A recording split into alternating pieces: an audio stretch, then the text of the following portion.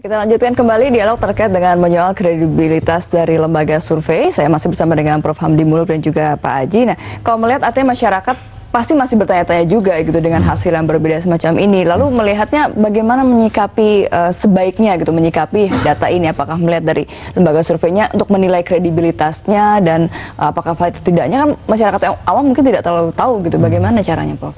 Ya, kalau sekarang mungkin sikap yang paling bijak adalah memang ya menunggu ya. Menunggu itu ada pekerjaan yang membosankan. Tapi kita nggak punya cara lain misalnya bahwa satu menunggu dulu kalau mau pasti presidennya siapa. Kita harus hormati konstitusi, lembaga yang berwenang ya punya otoritas untuk menyatakan presiden terpilih siapa itu harus tunggu KPU. Hari ini sebenarnya yang ingin saya lakukan adalah karena ada dua hasil yang berbeda dari sebuah pekerjaan yang seharusnya sampai pada kesimpulan yang sama, ya tentu harus kita audit, ya dan kita buka di mana. Yang akan diaudit adalah semua dari 11 kalau saya hanya dalam kapasitas sebagai Dewan Etiknya Persepi gitu, tentunya yang di bawah kita gitu loh. Tapi kalau Pak Aji mengatakan kami mau juga diedit audit, kami panggil juga. Atau memang harus ada lembaga audit independen misalnya. Ya, atau ROP harusnya Pak Aji gitu. ROP juga membuka hal yang sama karena supaya jelas gitu ke masyarakat gitu kenapa ini bisa berbeda begitu loh. Tapi kalau masyarakat ingin tahu juga sebenarnya acuan umum yang kira-kira secara logika bisa dipakai adalah satu, perhatikan lalu track record lembaga, gitu loh. Jadi kalau di masa lalu ada lembaga itu banyak masalah, begitu ya, nah, itu kita perlu curigai, begitu ya. Nah, lembaga-lembaga yang sudah kredibel, dan sudah melakukan pekerjaan itu dari 2004, 2009 dan sampai sekarang, ya, dan selama ini masih akurat, tentu bisa kita andalkan. Kita bisa lihat dari siapa orang di belakang lembaga itu, artinya personil-personilnya terampil apa tidak, lembaganya kuat apa tidak, begitu ya. Tentunya lembaga besar, saya mungkin menyebutlah, mungkin salah satu terpaksa menyebut ini, misalnya Litbang Kompas. Apa berani dia mempertaruhkan reputasi perusahaan sebesar itu, ya, dengan tradisi yang panjang gitu ya. Terus berani hanya mengutak-atik data gitu ya. Saya kira itu taruhannya besar kalau untuk sebuah lembaga yang punya reputasi nama, besar, harga diri, nyawa, Begitu juga misalnya seharusnya lembaga seperti CSIS gitu, LP3ES dulu ya. Terus ada LIPI gitu ya. Dulu tepat saya dulu ada Puskapol tapi dia nggak melakukan sekarang gitu ya. Terus lembaga seperti lembaga survei Indonesia itu pelopor dulu ya. Ya, Aji ini kan juga anaknya LSI dulu, ini LSI gitu ya. Jadi menurut saya kalau lembaga-lembaga itu ya sepakat hasilnya sama, mungkin sementara bisa katakan seharusnya dia lebih benar gitu loh ya. Kecuali kita mengatakan gila ya, kok pakai kata-kata gila ya, kok pakai ya, gila, kok ternyata lembaga yang kredibel itu bisa melakukan kesalahan yang fatal gitu loh. Nah, saya hari ini dalam posisi serius sebenarnya sebagai orang bukan pelaku ya, seorang akademisi yang diminta oleh teman-teman untuk duduk di badan audit itu, di badan Dewan Etik itu gitu loh. Saya hari ini juga serius gitu loh. Apa mungkin lembaga seperti Kompas gitu, LSI gitu ya, tadi LP3ES, itu dia nggak melakukan dia, CSIS, terus Sirus gitu loh, itu melakukan kesalahan teknis yang fundamental biasanya, katakanlah salah sampling gitu ya, ya terus secara gotong royong, secara kolektif itu salah semua, berjamaah begitu. Saya curious juga apa mungkin ya, saya pada hari itu memang berada di pusat data centernya SMRC itu, ya saya punya research center. Tetapi saya lihat di situ prosesnya saya amati bisa dari nol.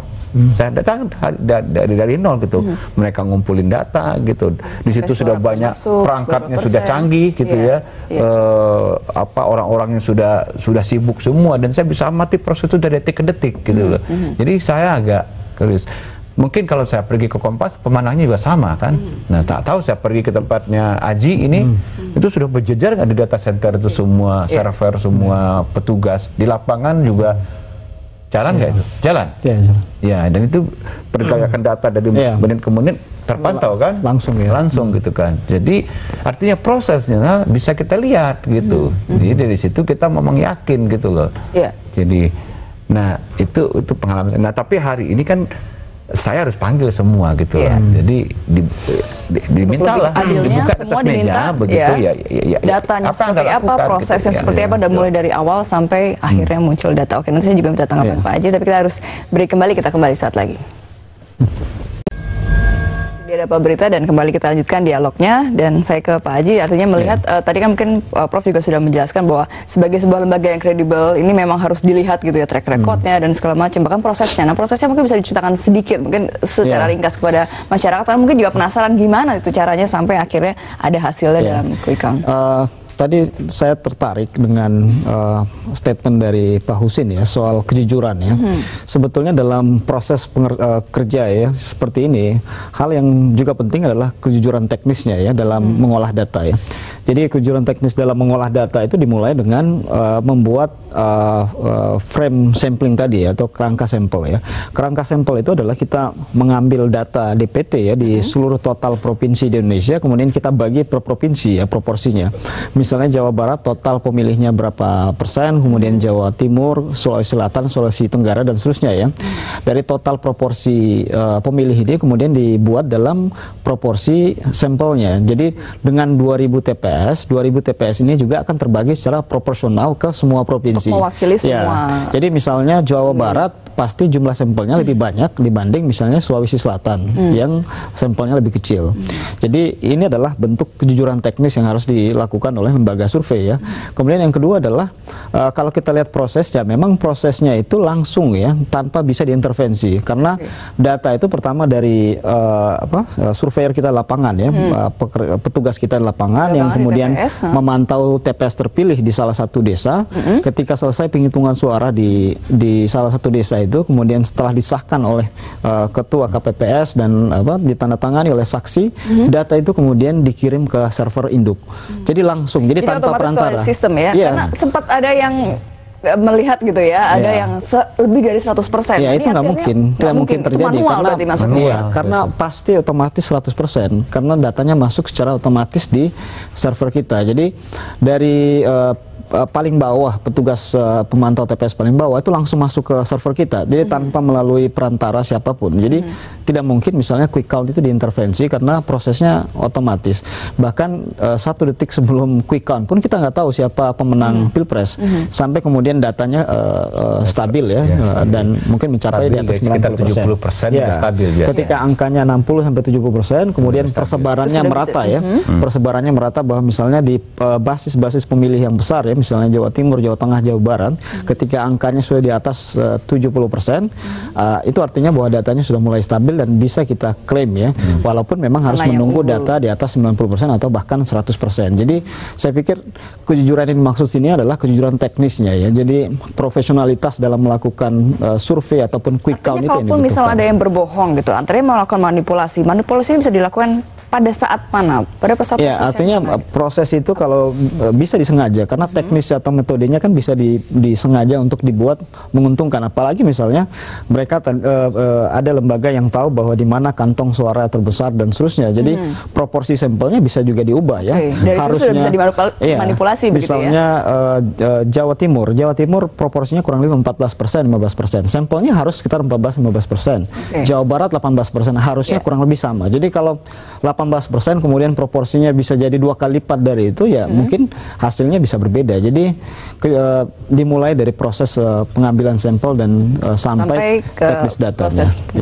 Oke, terakhir mungkin closing statement silakan Prof. Jadi secara teknis, secara teknik statistik gitu ya, quick count itu cuma satu sumber error sebenarnya, ya, yaitu yang sampling error. Kalaupun mungkin hasilnya sedikit berbeda-beda jauh ya, atau tapi kalau masalah kejujuran, yaitu masalah integritas, masalah watak orang. orang bisa saja mempublish data yang tidak ada datanya sebenarnya. Itu dalam keadaan paling parah. Kan siapa yang tahu juga gitu kan ya, di televisi itu ada orang yang pura-pura untuk komputer, oh sekian datanya gitu kan ya. Padahal tidak ada diambil dari lapangan gitu, yang apa itu bentuk paling parahnya paling begitu parah ya. gitu. Jadi bisa di atas 100%. Ya, tapi misalnya kalaupun terjadi perbedaan yang 1-2-3% ya, itu murni adalah kesalahan sampling error gitu loh. Gitu.